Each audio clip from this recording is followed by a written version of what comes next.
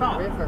But let me tell you something. If you still want to use the voice recorder because you don't want to fumble around while you're driving, right? And you got to open the notes app, right? It gets annoying. Right.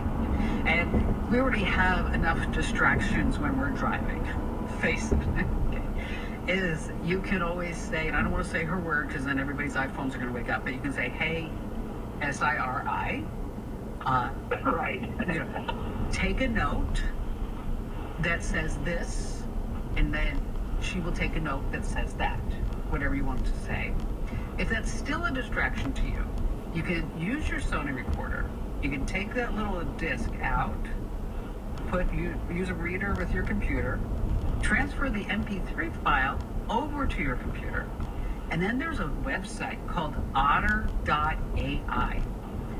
And you upload that MP3 file up to Otter, and it will transcribe it right into text.